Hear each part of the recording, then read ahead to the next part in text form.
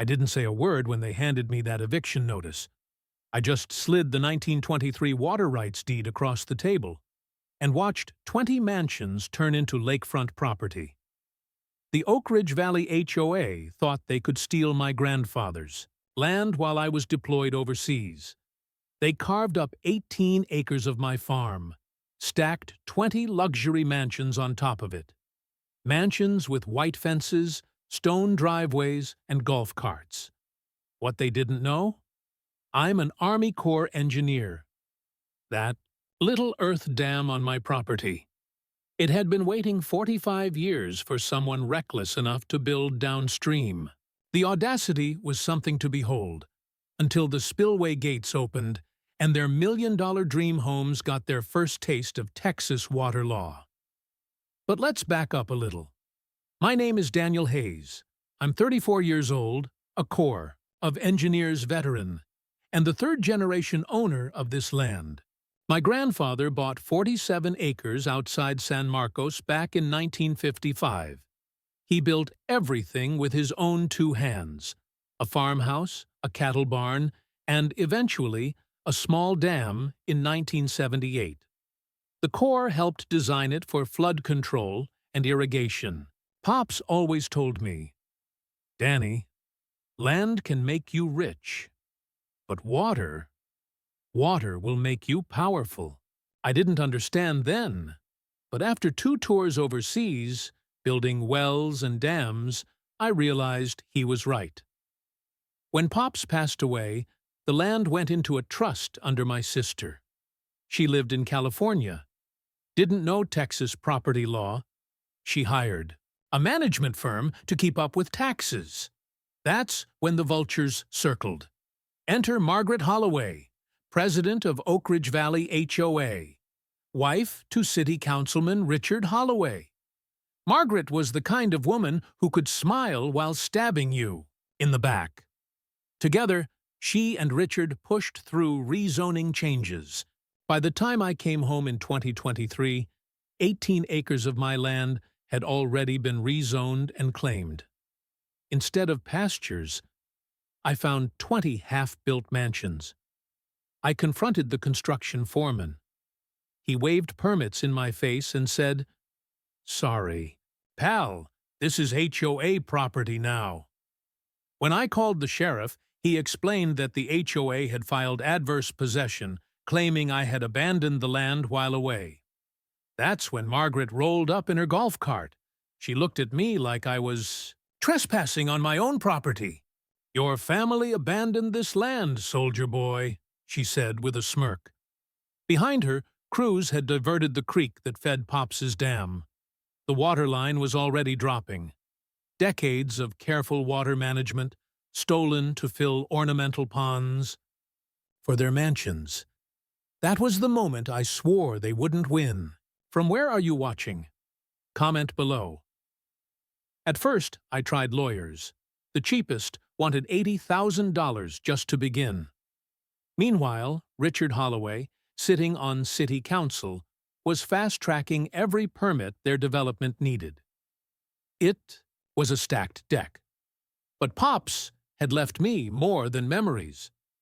In the county archives, I found his original dam permits. The Corps had certified it for watershed control. That meant federal jurisdiction.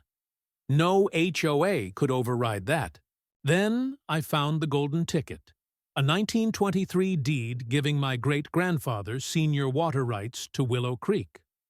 Older than the county, older than the city, older than every mansion Margaret was building. She wasn't just stealing land. She was stealing my water. That's when the harassment began.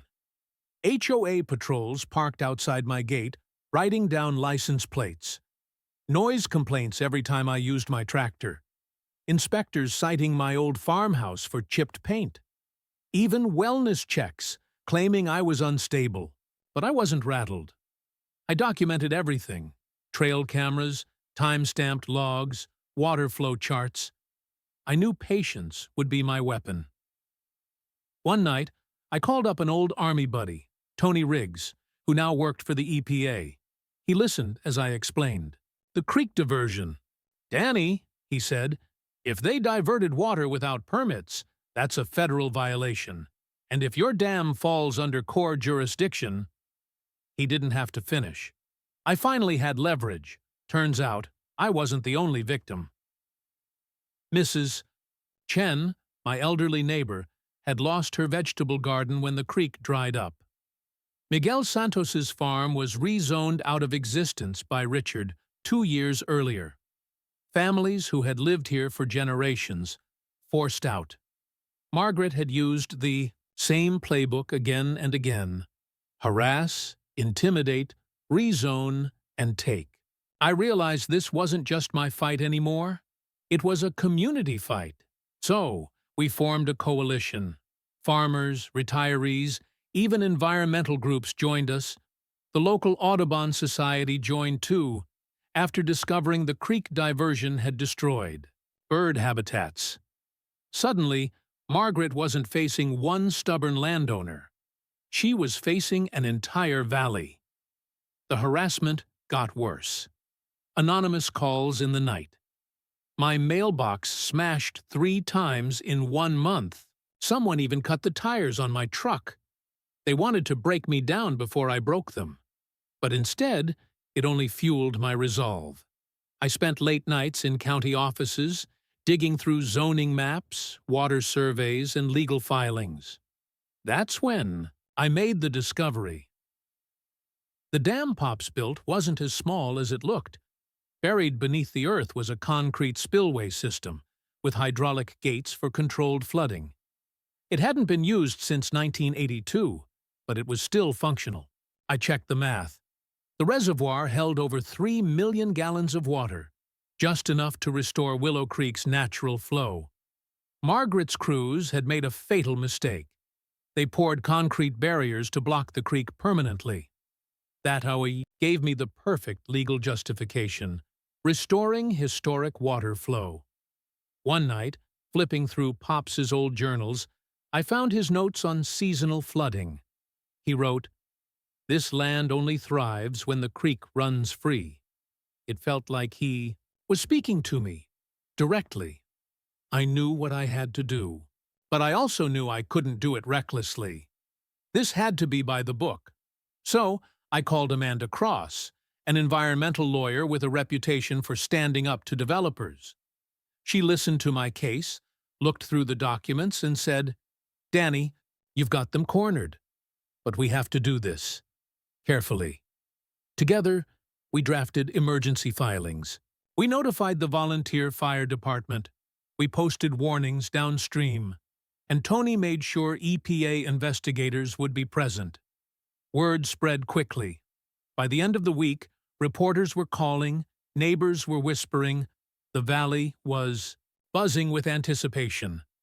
Margaret must have sensed what was coming, because she showed up at my farmhouse one evening, flanked by 2 HOA board members.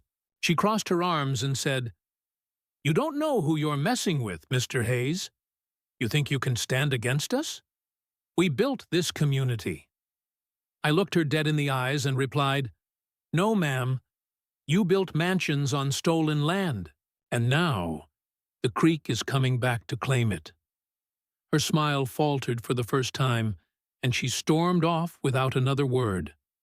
The night before the operation, I barely slept. I sat on the porch, staring at the dam, Pops's words echoing in my head. Water will always be worth more. I thought about Mrs. Chen's garden, about Miguel's lost fields, about the kids who deserved a future here. It wasn't just about me anymore. This was about everyone. The next morning, as the sun rose, people began gathering near the dam. Neighbors, reporters, activists, even curious onlookers. EPA investigators set up cameras. The volunteer fire chief nodded at me in support. Amanda gave me a quiet thumbs up. And Tony stood by my side. "This is it, Danny," he said. "Time to set things right." I placed my hands on the control wheel, took a deep breath, and slowly began to turn. As the wheel turned, The old gears groaned to life. Water thundered through the spillway, rushing into the dry creek bed. At first, it was a trickle, then a roar. As 3 million gallons surged forward, the crowd gasped. Phones shot into the air, recording every second. For the first time in 18 months, Willow Creek flowed where it belonged. Kids ran alongside the water, laughing as it splashed against the banks. Miguel fell to his knees, cupping the water in his hands. "This fed my family's fields for 60 years," he whispered through tears, but not everyone was celebrating. Margaret shrieked from the hilltop, pointing at me and yelling, "He's destroying everything! He's a terrorist!" She live-streamed her meltdown, screaming into her phone. But the cameras told the truth. No homes were flooded. The water followed its original path. Perfectly. It was nature being restored. Within hours, federal agents swarmed the construction site. Investigations opened into zoning fraud, illegal creek diversion, and insurance scams. Richard was caught on tape admitting he'd manipulated property values for profit. Construction loans froze overnight, and work on the mansion's ground to a halt. But the real showdown came in court. Margaret arrived in her finest suit, flanked by a team of high-priced attorneys. They painted me as a bitter veteran, clinging to land I couldn't manage. They said the HOA had built a community of progress, and that I was sabotaging it out of spite. Amanda rose calmly and laid out the evidence Pops's original core permits.